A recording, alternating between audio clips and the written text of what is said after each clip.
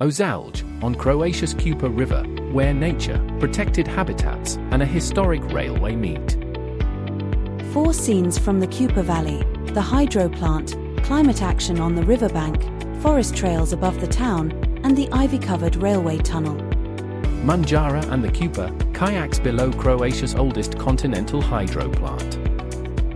More trees, less traffic, climate action on the Ozalj riverbank. Painted forest stairs, trail art above the Kupa Valley. The old railway and ivy-covered tunnel on the Karlovac-Ozalj railway, line L103. Kupa Valley habitat panels, Ozalj, Croatia, EU Natura 2000. The Kupa's distinctive vegetation. Different water speeds and substrates shape 6 key habitat types along the river's ecological network. Springs with tufa deposits. In karst terrain, moss communities slowly build tufa, rare habitat sustained by the wider underground watershed. Ranunculus and water starwort watercourses. Aquatic plants that indicate streams and rivers still largely untouched by canalization or artificial banks. Alder floodplain forests and mixed lowland forests. Alders line the upper Kupa, downstream of Ozalj. Ash and oak rise from seasonally flooded ground.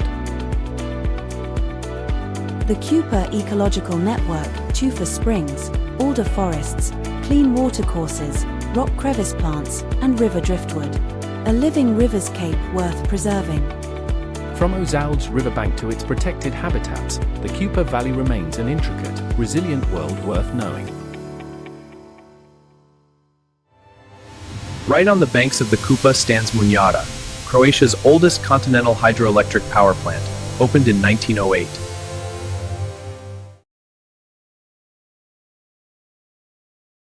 Welcome to The Explainer. Today, we're jumping straight into the Karlovac-Ozalj railway mystery. It's a really fascinating piece of infrastructure news that perfectly captures that classic clash between local optimism and bureaucratic reality.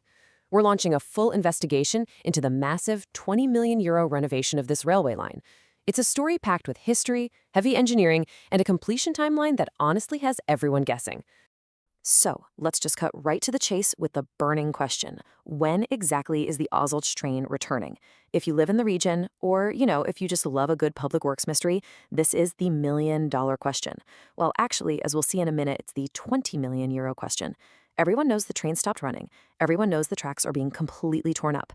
But pinpointing the exact date passengers can actually step back onto a carriage, that has become surprisingly complicated. And that's because there's this massive disconnect between what you're reading in the local headlines and what the hard data is telling us. On one side, you have all this local hype heavily promoting a grand reopening in late 2025. But on the other side, the official schedules, buried deep in bureaucratic consultation documents, point firmly to late 2026. That is an entire year of difference for an absolutely crucial transport link. So how do these two narratives get so far apart? Let's figure it out. Here is our investigation route map for today. Section 1, end of the line. Section 2, the train track master plan. Section 3, who is paying. Section 4, the date debate. And finally, Section 5, the final verdict. Let's get moving. Section 1, end of the line. Okay, to understand where this project is heading, we first need to understand where it came from and why the trains had to stop in the first place. The Karlovac-Ozalj Railway, or line L103, is a 14-kilometer stretch meandering through Karlovac County toward the Slovenian border. Its roots run incredibly deep, having been built way back in 1913 under Austro-Hungarian rule. For decades, it was a vital artery, but it suffered from a serious lack of modern investment. Between 1984 and 2001, it got barely any refurbishments. By the early 2020s, the decaying tracks were so bad that authorities had to impose strict speed restrictions. The locals call it Lagana Vožnja, basically a crawl. Now, you might be thinking, was anyone even using this crumbling old line anymore? Absolutely.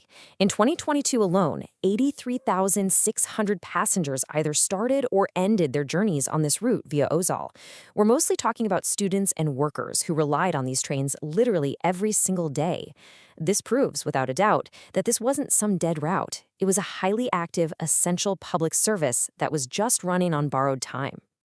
But the reality was the infrastructure was failing. The railway operator, HZ, eventually just ran out of available diesel train units that could safely navigate the degraded track. So on March 31st, 2023, the inevitable happened. They pulled the plug.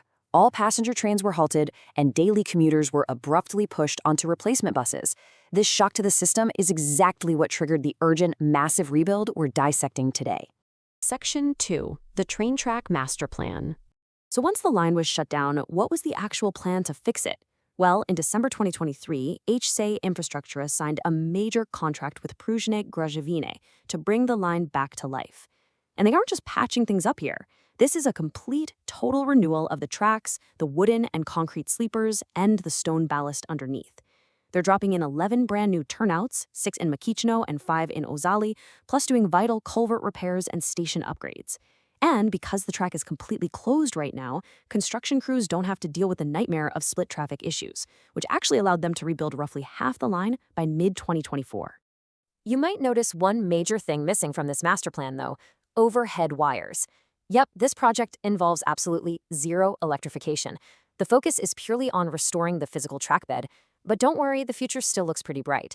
HZ Putniki is gearing up to deploy brand new state-of-the-art regional diesel rail cars, financed by the European Investment Bank, slated to arrive around 2027 or 2028. Until then, they'll likely just share existing diesel sets. Section 3.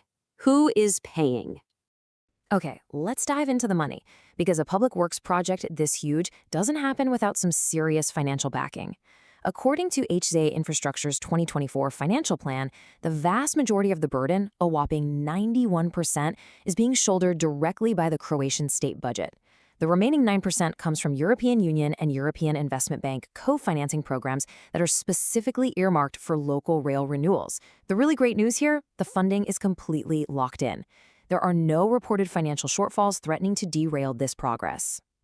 And the total estimated cost for the whole shebang? A cool 20 million euros. Now, if you've been reading local trade union newsletters or regional press releases, you might have seen officials throwing around a much smaller 6.6 million euro figure. But based on the official documentation, it's highly likely that 6.6 million just refers to the first phase, or maybe a specific subsection like Karlovac to Ozalj, rather than the total 20 million project value that extends all the way to the border. Section 4. The date debate. This discrepancy in the numbers is actually a perfect segue into untangling those conflicting timelines we talked about earlier. During a highly publicized cross-border meeting looking at a July 2025 timeline, local officials were incredibly optimistic. Deputy Minister Žarko Tušek went on the record stating that by year-end, the reconstruction project to Ozalj would be completely finished. This generated a flurry of super exciting headlines across Karlovac County, saying things like, "First train, end of year." Local authorities clearly wanted to project rapid progress. But we have to look past the political optimism for a second and look at the operational reality. HZ Putnici, the actual operator who schedules the trains, recently opened a public consultation for their 2026/2027 timetable. In their official passenger information, the closure of this line is explicitly listed as running until 12 December 2026 at 23:59. I mean, you can't argue with a timestamp that specific. While the physical track laying might wrap up way earlier, things like final tamping, signaling, and crucial safety certifications by the National Railway Regulator take a lot of time. Section 5. The final verdicts. All right, so we have late 2025 versus late 2026. It's time to synthesize all this evidence. When you pull data directly from authoritative schedules, you can clearly trace the journey. From the 2023 train halt, to the December 2023 contract signing, to hitting that halfway mark for track completion in 2024. Notice how the local hype really peaks around mid-2025, but the actual public consultations stretch out to July 2026. All of these operational and bureaucratic milestones align perfectly to point toward one specific target for getting the trains running again. Factoring in the hard data, the locked-in funding, and the usual moderate risk of construction delays, our analysis yields an 85 to 90% probability that passenger service will officially resume on December 13, 2026. This happens to be exactly when the new national timetable takes effect.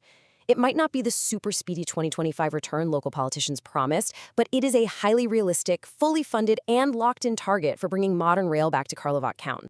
But before we wrap up this explainer, I want to leave you with a slightly provocative thought about the future here. Next stop, Slovenia? Consider this. The public consultations don't just stop at Ozalj. They explicitly mention ongoing cross-border discussions about extending these new trains all the way to Metlika in Slovenia. Could this €20 million local renovation actually be the first step in unlocking a brand new international transit corridor? It certainly seems like the tracks are being laid for exactly that. Thank you so much for joining me to uncover the facts today, and hey, keep your eyes on the rails.